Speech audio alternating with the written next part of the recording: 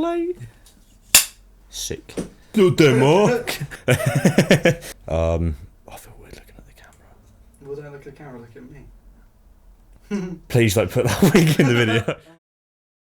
I'm Christian Anderson. I'm 20. I'm from Cornwall. I drive a 2013 EcoBoost Fiesta. It cost me $5,500. It's a 2013 EcoBoost Fiesta. It's in race red. It's got the Zetec S body kit on it, similar to an ST, but just a little less aggressive. I've only put an exhaust on it so far. It's like 180 quid Hornet exhaust. And yeah, I'm looking to put some wheels and lowering springs on it, and then... Is that a popular exhaust? No, most people go for like a 600 quid Cobra exhaust, but I'm doing it on the cheap because I just thought out money for a car, so... Yeah, that makes sense. Because the Cobras, like, they're kind of more specialist. Yeah, they're very well specially built. I kind of just built this one because I wanted more noise out of it. What car have you come from? I've come from a 1.1 Citroen C2, which was like poverty spec. Still had colour match bumpers, but like no AC. Just, I don't even think the rear window was heated. I think it was all just bog standard. Very slow. I think it's like 69 brake horsepower. Don't mean that. Is that your first car then? That was my first car, and then my second car was a 99 Polo TDI Estate. I think that had been mapped. Just loads of stuff done to it, coilovers that were seized when I bought it. But yeah, I cleaned that up, polished it, crashed it, but didn't write it off. And then I bought the C2 back when the brake pads fell out of that because I scrapped it as it wasn't worth saving and putting money into. And so you like hatchbacks then? What hatches? I do. I think they handle really well. I think they look really good, and they're affordable speed for people our age in the UK. Because a lot of people they'll kind of use hatchbacks as a platform. Like, so talk us through performance. Like, what kind of power figures, gearbox, that kind of thing. So it's got the 125 brake engine, which is the same as the 100 and the 140. They just changed the limit on the ECU, which means it's easily mapped to 180 to 200 brake on a stage 1 map. I'm looking to get that done. It makes about 200 newton meters of torque, and when you get a map, that goes up to like 240. Currently it's got a 140 brake horsepower gearbox in it and a 6-plate clutch because somebody might have crunched a few gears and ruined the synchros in first and second. But that's a common weak spot in Fiestas, which I did know about, but I didn't expect to happen to me. They're quite torquey engines, though, aren't they? Yeah, they're really torquey considering only 1 litre turbos. They pull a bit. What mods do you reckon you'd do next? I think next I'm probably going to get a induction kit and then lowering springs, then the wheels that I want, which are gold Bowler B1s, but I've changed my mind like 6 times since I've had the car. So when you have the money, it'll probably be something different. It might be something different, knowing me. And yeah, just like TRC lip, front and rear lip, tinted the windows actually, saying that.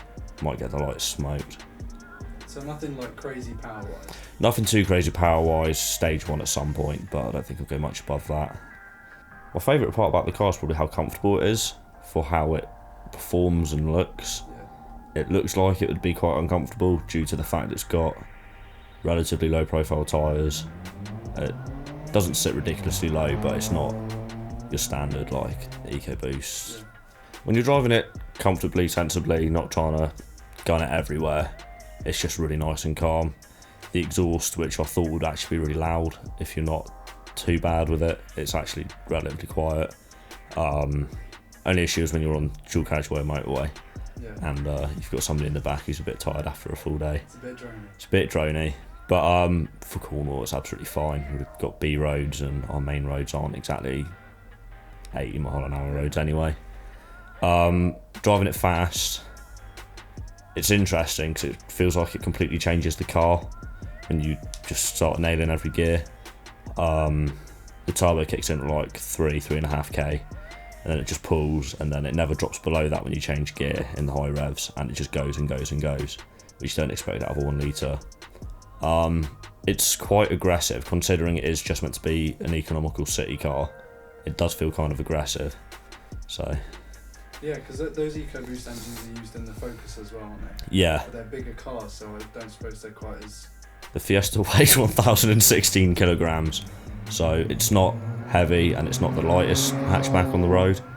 But I don't imagine the engine quite feels the same in the Focuses. Yeah. Have I taken it off road?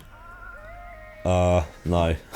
That's so sad. Don't think I plan to. It's a bit low for that. Would you, or if you were to buy another car, let's say, would you buy one to replace the current one, or would you buy one to go alongside the other one? I'd buy one to go alongside it, because the Fiesta was my dream first car, but at the time I was just too young, insurance was too much. Back then, which was about 3 years ago, they were like 2-3 grand more than they are now. Yeah.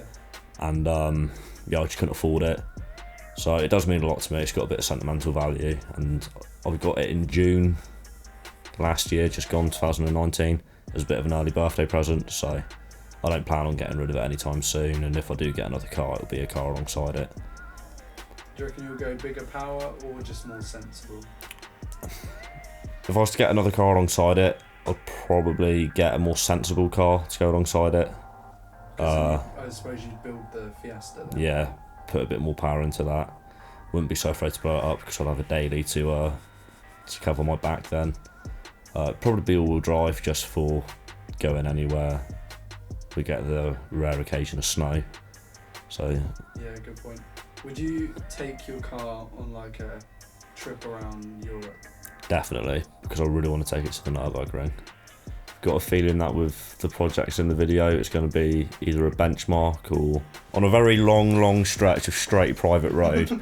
I've had it at I think it was 120, 125-ish, and that was still in fourth. That's but crazy. The speedo actually tops out at 130, so I feel like if I went into fifth, it wouldn't climb much more. Okay. Yeah. Okay, fair enough. Well, thank you for being on the channel. Thank you. And see you probably in the next video.